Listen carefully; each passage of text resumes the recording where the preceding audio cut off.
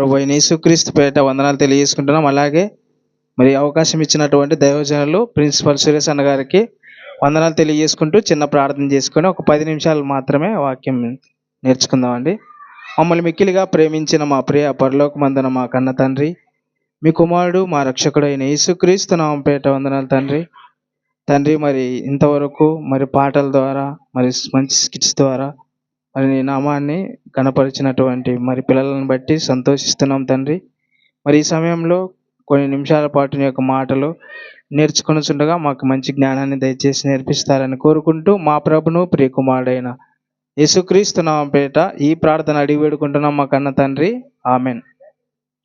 ప్రియులారా, మరి ఈ ప్రపంచం మరి మొట్టమొదటిగా దేవుడు ఎలా తయారు చేశాడనంటే ప్రేమతోనే ఈ ప్రపంచం అంతా తయారు చేశాడు.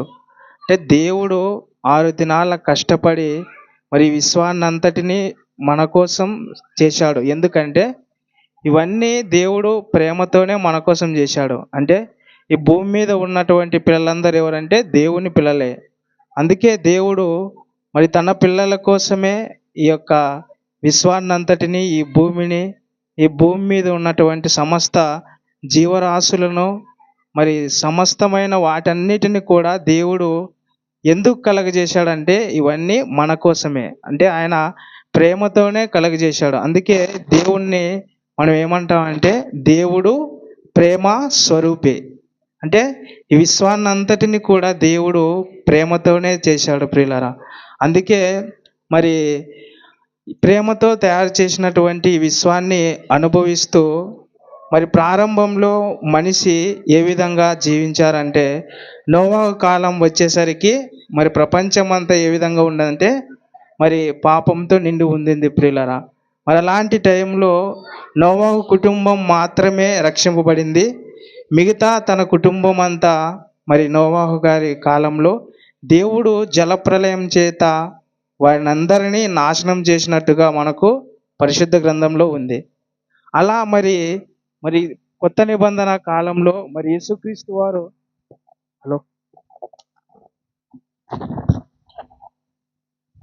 మరి అలాగే మరి మొదటి శతాబ్దంలో యేసుక్రీస్తు వారు భూమి మీదకి రావడానికి గల కారణం ఏమిటంటే ఆనాడు కూడా ప్రపంచమంతా ఏ విధంగా ఉందంటే పాపంతోనే ఉంది. అంటే నిజంగా ప్రపంచవ్యాప్తంగా మనుషులందరికీ సమాధానం అనేది లేదు, సంతోషం అనేది లేదు. ఎక్కడ చూసినా నేరాలు ఘోరాలు. మరి ఆ యేసుక్రీస్తు మరి భూమి మీదకి రాకున్నప్పుడు ఆయన మరి వచ్చినప్పుడు ఆనాటి సమాజంలో అంతనే ఉంది ప్రియులారా. కాబట్టి మరి ఆ సమయంలో ప్రభు అయిన యేసుక్రీస్తు వారు ఈ భూమి మీద ఉన్నటువంటి మనుషులందరి కోసం జన్మించడం జరిగింది. అందుకే ఒక మంచి మాట బైబిల్ గ్రంథంలో ఉంది. లూకా సువార్త 2వ అధ్యాయం 14వ వచనం ఒకసారి చదవండి. లూకా సువార్త 2వ అధ్యాయము 14వ వచనం.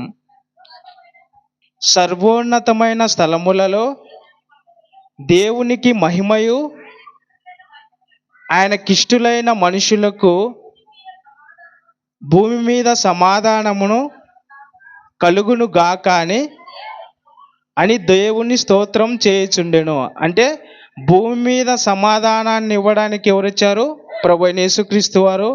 మరి 25 సంవత్సరాల క్రితం భూమి మీదకి వచ్చి మరి జీవించాడు ప్రియులారా.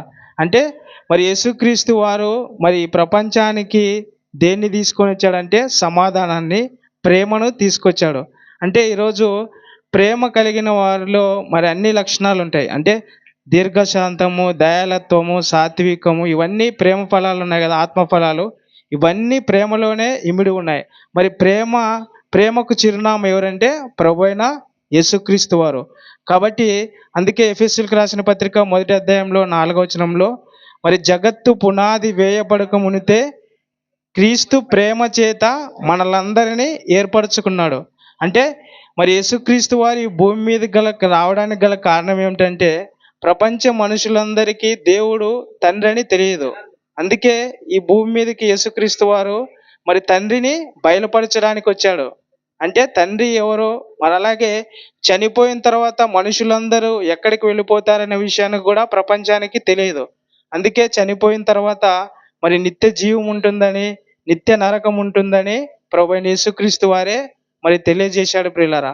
అందుకే మరి నిత్యం ఉండే జీవితం మనకు ఎవరు బహుమానంగా ఇస్తున్నారంటే ప్రభువైన యేసుక్రీస్తు వారు. అందుకే మనం జనవరి 1కి అందరికి వాగ్దానాలు తీసుకుంటున్నాం కదా. ఆ వాగ్దానాలు మరి ఏంటంటే ఆ వాగ్దానాలు మరి యేసుక్రీస్తు వారు మనకందరికి ఇచ్చినటువంటి ఒక వాగ్దానం ఏమిటంటే పరలోకం, అంటే నిత్య జీవం అనుగ్రహించినదే ఆయన మనకు చేసినటువంటి వాగ్దానం ప్రియులరా. కాబట్టి మనకు దేవుడు పంపించినటువంటి గిఫ్ట్ ప్రభువైన యేసుక్రీస్తు వారు. ఇది ఈ భూమి మీద ఎవరైనా మేలు చేశారంటే ఎవరు చేయలే. అంటే పాపంని మరి మన కోసం పాపుల కోసం ప్రాణం పెట్టినటువంటి వ్యక్తి ప్రభువైన యేసుక్రీస్తు వారు. కాబట్టి ఇలాంటి సహాయము ఎవరు చేయలే. ఈరోజు మరి ఒక ఎండాకాలంలో ఒక గ్లాస్ మంచినీళ్ళు ఇస్తే మనము వారికి ఏం చెప్తామంటే కృతజ్ఞతలు, థ్యాంక్స్ చెప్తాం.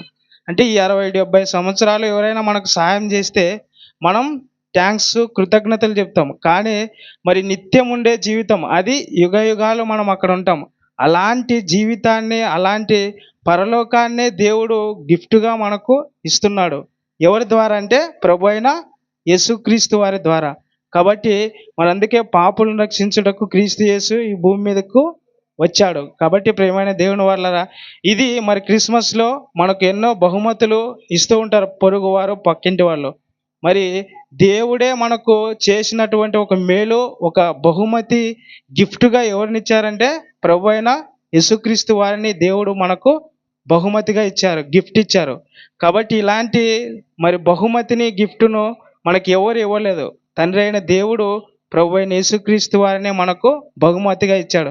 కాబట్టి మన హృదయంలో ఆయన్ను ఎల్లప్పుడూ మనము మన హృదయంలో ఆయనకు చోటు ఇవ్వాలి. అందుకే ఎవడైనాను తలుపు వద్ద నిల్చుండి తట్టుచున్న యెడల మరి నేను అతని దగ్గరికి వచ్చి భోజనం చేస్తానంటాడు. అంటే మన హృదయంలో ఎవరు నివసించాలనుకుంటున్నాడు? ప్రభు అయిన యేసుక్రీస్తు వారు నివసించాలనుకుంటున్నారు. కానీ మన హృదయాన్ని మనం ఎవరికి ఇస్తాం? అపవాదికి చోటిస్తాం. కాబట్టి మరి ఈ విశ్వాన్నంతా ప్రేమతో తయారు చేసినటువంటి దేవునికి మన హృదయంలో మనము ఆయనకు స్థానం ఇవ్వాలి. అందుకే పశువుల శాలలో ఆయన మరి ఈ విశ్వాన్ని కలుగజేసినటువంటి యేసుక్రీస్తు వారికి మరి పరుండడానికి స్థలం లేదు. కానీ మరి ఆయన ఎక్కడ నివసించాలని కోరుకుంటున్నాడంటే మన హృదయంలో. కాబట్టి ప్రియమైన దేవుని వాళ్ళారా, మరి యేసుక్రీస్తు వారి భూమి మీదకి ఎందుకు వచ్చాడంటే మనందరినీ రక్షించి పరలోకానికి తీసుకొని వెళ్ళడానికే ప్రభువైన యేసుక్రీస్తు వారు ఈ భూమి మీద జన్మించడం జరిగింది. కాబట్టి విన్న ఈ మాటలను మరి దేవుడు దీవించాలని కోరుకుంటూ చిన్న ప్రార్థన చేసుకుందామండి. మమ్మల్ని మిక్కిలిగా ప్రేమించిన మా ప్రియ పరలోకమందున మా కన్న తండ్రి, మీ కుమారుడు మా రక్షకుడైన యేసుక్రీస్తు నామమున పేరిట వందనాలు తండ్రి. తండ్రి మరి ఇంతవరకు మంచి మాటలు మాకు నేర్పించిన విధానాన్ని బట్టి మీకు వందనాలు, కృతజ్ఞతలు తండ్రి.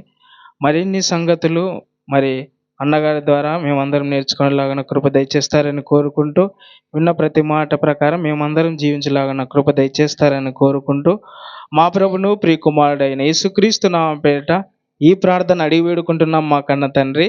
ఆమెన్.